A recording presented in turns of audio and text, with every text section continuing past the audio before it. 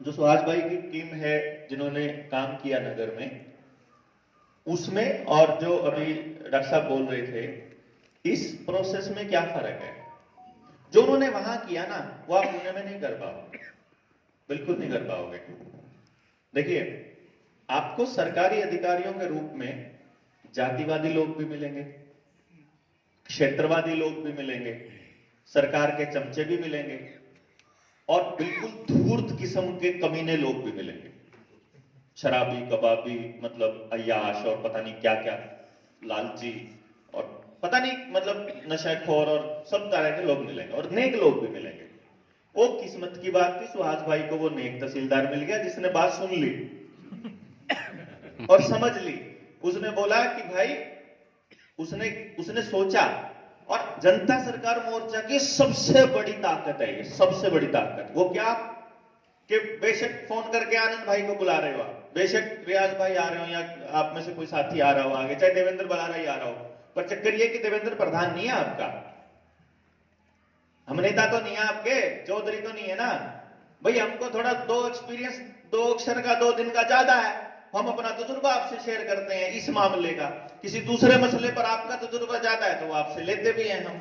जिसका जिस चीज पे तजुर्बा ज्यादा है, उस मौके पर, उस फील्ड में वो हमारा नेता है, नहीं ना? ऐसा है ही नहीं कि परमानेंट कोई अपना नेता नहीं।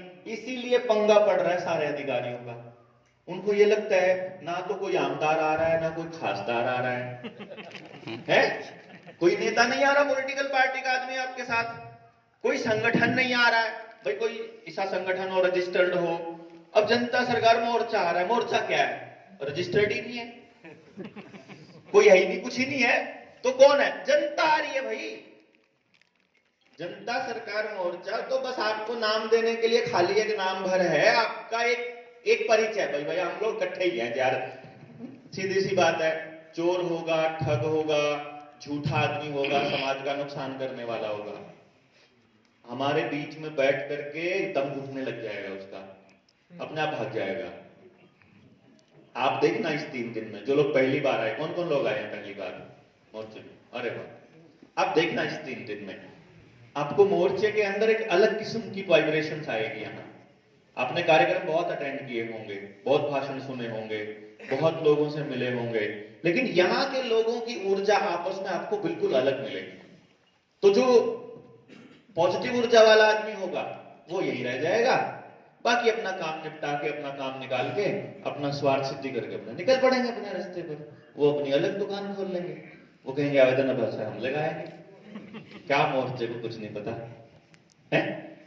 तो इस तरह से अगर आपको कल अपनी लड़ाई लड़नी है, अगर आपको कल उस डीएम के सामने नजर मिलाकर बात करनी है और आपको सारा मसला समझना है, तो सबसे पहले शुरुआत आपको यहां से करनी पड़ेगी। ऐसा कोई संगठन आपको नहीं मिलेगा जो आपको मौका दे हर आदमी को बोलने का, जो कह रहा है आके अपनी बात रखो, अपनी जिंदगी में चाहते क्या हो बताओ, और अगर वो समाज के हित में है जो आप चाहते हो, तो हम सारे मिलकर आपका सपना पूरा करेंगे। इसका भी सपना हो, इनका भी पूरा हो, इनका भी, अगर वो समाज हित के सपने हैं तो सारे पूरे, इसी को तो व्यवस्था परिवर्तन कहेंगे ना। एक भाई खेती पे काम कर रहा है, एक खेती को सुधारने पे लगा पड़ा है, एक गाय सुधारने पे, एक गाय के संवर्धन पे काम कर रहा है, एक बीज बचाने पे काम कर रहा है, एक गांवों को बचाने पे लगा हुआ है, एक न्याय प्रणाली को बचाने पे लगा है, एक हमारी मानसिकता को बचाने पे लगा है, एक लोन पे काम कर रहा है, दूसरा स्वास्थ्य पे काम कर रहा है, तीसरा दूसरे प्रोडक्ट्स पे काम कर रहा है। सब अपने अपने लेवल पे काम कर रहे हैं ना, इसमें नुकसान किसका है? किसी का नहीं। तो हम सबको एक दूसरे के साथी भी मिलेंगे, एक दूसरे के क्लाइंट भी मिलेंगे, हम सब एक दूसरे के ग्राहक हैं। मेरे स्कूल में कौन दाखला कराएगा? अगर आपको लगेगा मैं ठीक काम कर रहा हूं तो मेरे को तो ग्राहक मिल रहे हैं ना घर बैठे, नहीं समझे बात आप? इस तरह से हम एक दूसरे के सहभागी बने, जब लड़ने की बारी आए साथ में लड़े भी काम, अदरवाइज तो अपन ने काम करते रहना। जैसे ही किसी एक आदमी के साथ अन्याय होने लगे, खड़े हो जाएंगे सारे। कोई पूछेगा कौन सा संगठन है, कहते जनता है भाई, जनता मालिक है। तो वो जो आप कह रहे थे डॉक्टर साहब के, अगर उन्होंने अभी टाइम दिया है 7 फरवरी का, आपने शायद ये बोला, कोई ना मान लेते हैं 1 सेकंड के लिए। पहली बात तो ये है कि अगर ये सारे लोग आज निर्णय ले लेंगे कि 7 फरवरी को वहां पहुंचेंगे, तो 50-100-200 लोग जब आ जाते हैं ना, देखें कि यार इनमें तो कोई पॉलिटिकल आदमी नहीं है। पॉलिटिकल आदमी, जब कोई आदमी पॉलिटिकल होता है ना, मान लो आप किसी पार्टी के आदमी हो और आप प्रमुखता में सबसे आगे खड़े हो, तो सरकार का या प्रशासन का ऊपर 2 असर पड़ते हैं। पहला, इसको रगड़ दो, पूरे मूवमेंट को, उस पार्टी को हमने नहीं चढ़ाना है। दूसरा, नहीं इस पार्टी के साथ हमारा ठीक ठाक पॉजिटिव है, इसको रहने दो। मुद्दे से कोई मतलब नहीं है उनको फिर। लेकिन जब जनता होगी तो मुद्दे को सुनना समझना पड़ेगा। मान लीजिए सारी की सारी जनता को कुचल के 1-2 आदमियों का सिर फोड़कर अगर वो लोग घर पे कब्जा करने में कामयाब हो गए, आपको फाइट करनी पड़ेगी। मतलब ये करना पड़ेगा, ये मानकर चलना पड़ेगा। और तीसरे दिन आपको इस बात का पता भी चल जाएगा कि रियलिटी में अगर आज डॉक्टर साहब के घर पे अगर ताला लग रहा है ना, तो ये सबके लगने वाला है, समझ लीजिएगा। बचना कोई नहीं। फिर जिन्होंने नहीं ले रखे हैं ना लोन, उनके भी लगना है। क्योंकि जब गांव में कोई बचेगा ही नहीं, 4 घर रह जाएंगे जिन्होंने लोन नहीं ले रखा, गांव में कोई बचा ही नहीं, तो उसको भी गांव छोड़ना पड़ेगा। ये पूरा षड्यंत्र गांव से आपको विस्थापित करने का है। और शहर में तो आपको अपने घर में तो रहने देना नहीं है। ये कबूतर खाने जो बन रहे हैं, आप नहीं देख रहे हो पुणे के चारों तरफ।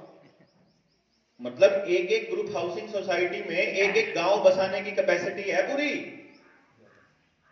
ज्यादा। मतलब एक गांव को एक ग्रुप हाउसिंग सोसाइटी में बसाने, ये पूरा game plan all over the India चल रहा है। ये सिर्फ पुणे में नहीं चल रहा है, ये सिर्फ महाराष्ट्र में नहीं चल रहा है, मेरे हरियाणा में भी यही हाल है, पंजाब में भी यही हाल है। इस पूरे गेम प्लान को समझाएंगे आपको इस 3 दिन में कि ये चल रहा है। इसलिए हम ये कहते हैं, अकेला लोन का या कर्जे का या ये मुद्दा नहीं है हमारा। अकेले इस पर नहीं लड़ रहे हैं हम, ये भी मुद्दा है, समझे ना। और जब देश के अंदर इतनी जागृति आ जाएगी और जब देश को यह पता चल जाएगा कि ये पूरे बैंकिंग सिस्टम के मूल में इसकी स्थापना जब हुई, जिसको रिजर्व बैंक ऑफ इंडिया बोलते हैं, उसके मूल में ही देश को लूटना है, उसके उद्देश्य में ही आपको बेघर करना है, उसका मुख्य पर्पस ही इस देश को कंगाल करना है। जब देश की जनता को यह पता चल जाएगा तो बाकी मुद्दों को भी ठीक कर लेंगे, लेकिन ये तो फिर प्राइमरी में अपने आप ही आ जाएगा, पूरे देश को जब कर्ज मुक्ति की बात आएगी। लेकिन फिलहाल के लिए मान लेते हैं कि हम बिल्कुल नेगेटिव मान के चलते हैं कि कोई नहीं आया आपको बचाने और आपके घर पे उन्होंने कब्जा कर लिया, तो मेरे ख्याल से जिनके घरों पे वो 2-2 महीने 4-4 महीने से कब्जे थे, वो भी छूट गई, तो ये भी छूट जाएगा, नॉट अ बिग डील। तो इस पर तो आपको घबराने की जरूरत है नहीं, है ना। बाकी रही बात आपके इकट्ठा होने की, आपके साथ आने की, आपकी लड़ाई लड़ने की, लड़ाई तो तब लड़ोगे जब किसी चीज का पता होगा। क्यों जी? सिर्फ ऐसे खड़ा होकर के हम लड़ेंगे तो बात नहीं बनेगी ना। हमारे पास आर्ग्यूमेंट होना चाहिए, हमारे पास कोई बातचीत होनी चाहिए। जब हमें पता होगा कि गलती हमारी नहीं है तो हम सर उठा करके लड़ेंगे। अगर पता होगा गलती हमारी है, अगर फील होगा कि मेरी गलती है, मैंने लोन ले रखा है, तो हम गर्दन झुकाकर अपराधियों की तरह खड़े होंगे। तो इस 3 दिन की यात्रा में आपको ये बताने की कोशिश रहेगी कि आपकी अगली पीढ़ियों को बर्बाद कैसे कर रहे हैं, आपकी इस पीढ़ी को कैसे कर रहे हैं, आपसे पहले वाली को कैसे किया, और अब फ्यूचर क्या होने वाला है, लड़ाई आपको क्या लड़नी है संभावित, आपका उसके अंदर क्या रोल होगा, और आप उसमें क्या क्या किस किस तरह से अपने स्थान पर आप क्या कर सकते हैं, अपने गांव में, अपनी सोसाइटी में। तो इस पर एक चर्चा रहेगी इस 3 दिन में। जिस भाई को ये लगता है कि अपने को देश का ठेका नहीं, अपने को जनता सरकार मोर्चा के किसी साथी का ठेका नहीं, मेरे कर्जे से मुक्त होने के लिए मुझे केवल आवेदन लगाना है, मेरा कोई मतलब नहीं, आपका आवेदन लग जाएगा। उसके लिए आपको 3 दिन यहां बैठने की जरूरत नहीं है, आपका आवेदन समझो लग गया अगर आप यहां तक एक बार आ गए तो। लेकिन 3 दिन के बाद यदि आपको समझ में आए कि लड़ाई बड़ी है, समझ के बिना नहीं बात बनेगी, समझने के लिए अपने को खुद से प्रयास करने पड़ेंगे, तो शुरुआत यहां बोलने से करनी पड़ेगी आपको। डीएम के सामने बोल तब पाओगे जब यहां 4 शब्द बोलो, वो अभी वो चला गया गुरमीत ना, अभी गया वो शर्मा जी को लेने के लिए। वो पहली मुलाकात जो पहली ट्रेनिंग हुई तो पलवल में ट्रेनिंग थी, वहां गए थे वो हरियाणा में। उनको पता चला, आने के बाद उन दोनों थोड़ी और रिसर्च करी, फिर और वीडियोस देखी, रोज वीडियोस देख देख के उनको वो सवालों के जवाब देने आ गए। और उन्होंने, जैसे इन्होंने कहा था कि हमने तो बैंकों को सवाल कर दिया कि भैया वो सवाल ही नहीं, कई जवाब नहीं दे पा रहे, सिर्फ वीडियोस में जो सवाल हम पूछ रहे हैं उन्हीं के जवाब दे तो खाली।